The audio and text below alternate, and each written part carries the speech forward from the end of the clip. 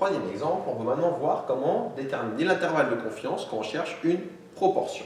Alors, quel est ici le cadre? On vous dit, à la veille d'une consultation électorale, on a interrogé 100 électeurs, 64 d'entre eux ont déclaré avoir l'intention de voter pour le candidat Y. Et ce qu'on vous demande, c'est un intervalle de confiance de niveau 0,95 pour la proportion P d'électeurs de Y. On veut savoir, a priori, est-ce que Y va être élu ou pas, avec une proba de 0,95, enfin, est-ce qu'on pourra conclure ou pas? Pas forcément, on va voir. Alors, l'exemple 3, du coup, faisons-le. On vous dit, quel est ici le point de départ? On va considérer, ici, je vais regarder les X. Quand on a des proportions, si vous vous souvenez bien qu'on a fait le cours de proba, on va dire que ici vaut 1 si l'électeur I vote pour A.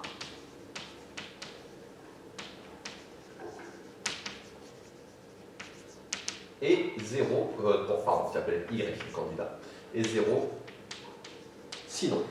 Si vous vous souvenez bien, une telle variable aléatoire, ça suit une loi de Bernoulli.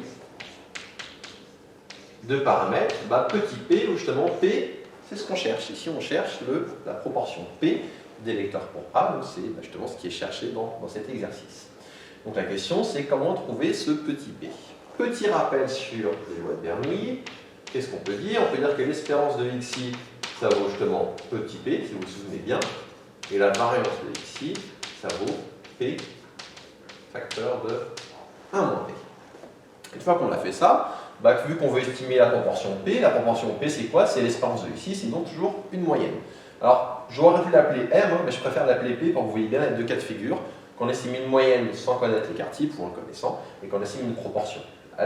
Au final, une proportion c'est une moyenne, mais je préfère, comme il y a une petite différence dans les calculs, je préfère vous différencier, je mettrai p pour proportion et m pour moyenne à chaque fois.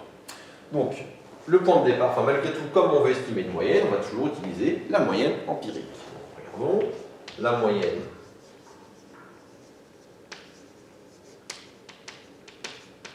empirique, ça va être quoi? Xn bar, ça va être, comme d'habitude, je fais la moyenne des variables, 1 sur n, somme des xi pour i allant de 1 à n.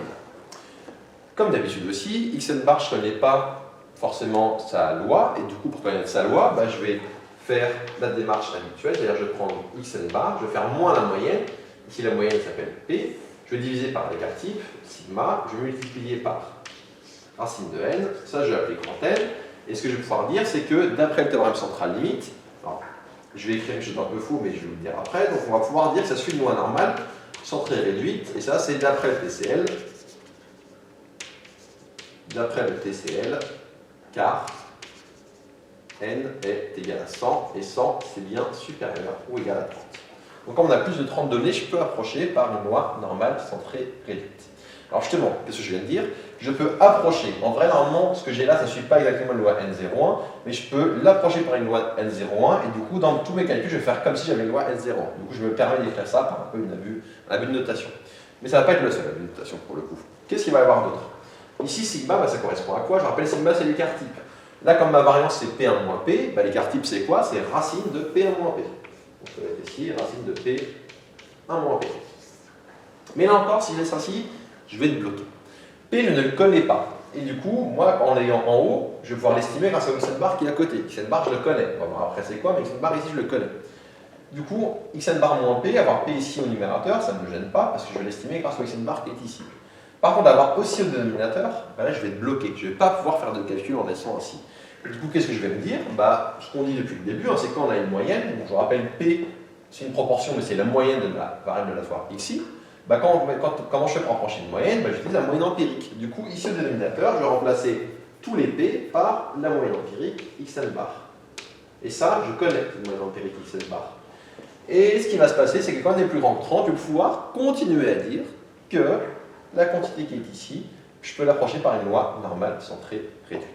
Donc là, c'est plus vraiment exactement le TCL, parce que là, je ne divise pas par exactement mon écart type, mais grâce à des petits calculs, ça c'est pas du tout le programme de vous démontrer que ça marche toujours, mais faites-moi confiance, ça marche toujours. Je peux toujours dire que la variable que j'obtiens ainsi, je peux l'approcher par une loi normale centrée réduite. Une fois qu'on a vu ça, le reste va être tout pareil qu'on a vu avant. J'insiste une dernière fois sur ce point. Quand vous devez construire un intervalle de confiance, quand vous faites apparaître votre grand N, mettez toujours au départ sigma. Vous mettez-le au crayon, mettez-le dans votre tête, mettez-le au brouillon. Et après, vous allez voir différentes cas de figure. Sigma, si je le connais, je le laisse ainsi. Si je le connais vraiment sa valeur numérique. Si je suis dans le cas où j'ai une loi normale, ou d'ailleurs pas forcément, et ou si j'ai dans le cas où n est plus grand que 30 en tout cas, donc soit j'ai une loi normale, je vais avoir student, soit j'ai n plus grand que 30.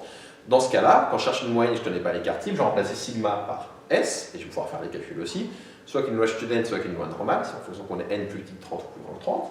Et dernier cas, je suis dans le cas d'une proportion, moi je vais remplacer sigma par, dans ma tête, racine de P1 moins P, puis je vais remplacer racine de P1 moins P par racine de xn bar 1 moins xn bar. Voici les cas de figure possibles que l'on verra, et on va voir bien sûr tous ces cas de figure en TD plusieurs fois pour vous entraîner là-dessus. Mais si vous avez compris ça encore une fois, vous avez grosso modo tout compris. Maintenant, il ne reste plus qu'à dérouler les calculs. Donc comme je cherche un intervalle de confiance, je cherche une amplitude, on cherche mon petit a strictement positif, tel que, moi ce que je veux en point de départ, c'est proba de valeur absolue de xn bar moins p inférieur à a, je veux que ça soit égal à 0,95, vu que là j'ai un intervalle de confiance de niveau 0,95. Comme d'habitude, xn bar moins p comme ça tout seul, je ne connais pas sa loi, il faut que je me remette à petit n dont je connais la loi, à grand n pardon dont je connais la loi. Du coup, qu'est-ce que je vais faire? Je vais diviser par racine de xn bar 1 moins xn bar, je vais multiplier par racine de n. Quand je vais faire ça, à gauche, je vais obtenir valeur absolue du grand n. Donc je fais multiplier par racine de n, je divise par racine de xn bar 1 moins xn bar, je le fais à gauche pour avoir valeur absolue du grand n. Et je le fais donc aussi forcément à droite, et ça me donne a racine de n sur xn bar 1 moins xn bar. À la racine de n évidemment. Hop. Et voilà. Une fois que je suis ici, je fais comme d'habitude. Qu'est-ce que je reconnais? Je reconnais que là, j'ai une loi normale, centrée réduite. J'ai proba de valeur absolue d'une loi normale centrée réduite plus petit quelque chose. Du coup, j'utilise la formule qu'on a vue dans l'exemple 1, 2 phi de a, du coup, ce qu'on a ici, a racine de n sur xn bar 1 moins xn bar à la racine moins 1 égale 0,95. Pourquoi j'écris une petite xn bar? Parce que quand je passe ici, je sors un peu de mes calculs théoriques avec ma variable aléatoire et je commence à remplacer par une valeur numérique. Là, je commence à avoir que des valeurs numériques que je vais vouloir calculer. Donc, je mets petite xn bar. Remarque, si vous vous embrouillez et que vous mettez partout dans xn bar, je ne vous en tiendrai pas à rigueur, je ne vous enlèverai pas de points pour ça au DS. C'est mieux si vous comprenez la nuance entre les deux, mais bon, je sais que vous n'êtes pas des maths purs et durs, on va avoir beaucoup de temps là-dessus, donc je ne vais pas vous tenir rigueur si vous faites ce genre de petites fautes, on va dire, en laissant le grand xn bar partout. Poursuivant. Donc qu'est-ce que j'obtiens? J'obtiens donc, quand j'isole, que phi de a racine de n sur xn bar 1 moins xn bar à la racine, ça vaut 1,95 sur 2, on l'a vu tout à l'heure, ça valait 0,975.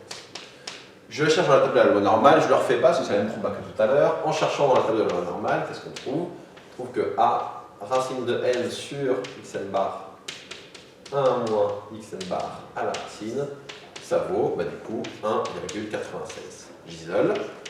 Quand j'isole, je remplace petit a égale donc 1,96 fois xn bar 1 moins xn bar à la racine de tout sur racine. Il ne reste plus qu'à tout remplacer. Racine de n, je connais, on a n qui vaut 100, donc je peux connaître, racine de 100, ça se calcule d'ailleurs. Xn bar, on connaît aussi. Je n'ai pas encore revenu dessus, mais on connaît ici. Regardons.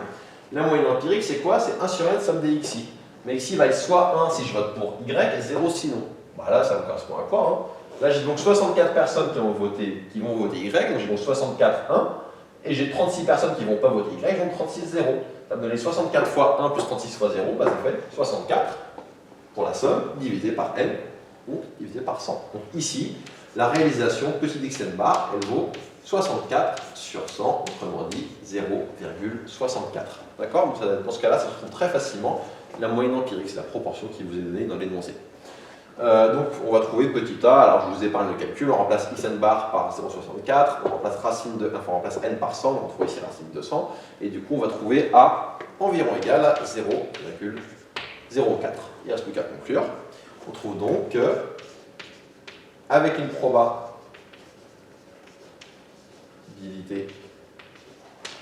de 0,95, c'est toujours très important de préciser ça. Si vous donnez un intervalle de confiance sans préciser avec quel proba vous êtes dedans, ce que vous écrivez c'est du flanc, ça ne veut rien dire, c'est totalement malhonnête. Donc il faut toujours bien préciser la proba qui est associée à votre intervalle de confiance. Donc à cette proba-là, P ça appartient à, je vous mets la formule, xn bar moins P, xn bar pardon, pas moins P mais moins A, et xn bar plus A. Xn bar ça vaut 0,64, A ça vaut 0,04, je vais donc trouver un intervalle de confiance qui vaut 0,6, 0,68. Ça termine 6 calculs. Donc ça veut dire que avec une proba de 95 de 0,95, le candidat il va avoir entre 60 et 68% des voix. Donc a priori, avec une proba de 0,95, il devrait être élu. Avec une proba de moins 0,95, il devrait être élu. Mais encore une fois, ce sont des probas, ce sont des stats, donc il reste toujours 5% de marge d'erreur, donc on ne peut pas être sûr à 100%. Ça termine ici cet exemple, c'est du coup le dernier cas d'estimation de moyenne qu'on pouvait voir avec des intervalles de confiance. Donc si vous avez compris les trois exemples qu'on vient de voir, vous avez grosso modo compris une bonne partie du chapitre.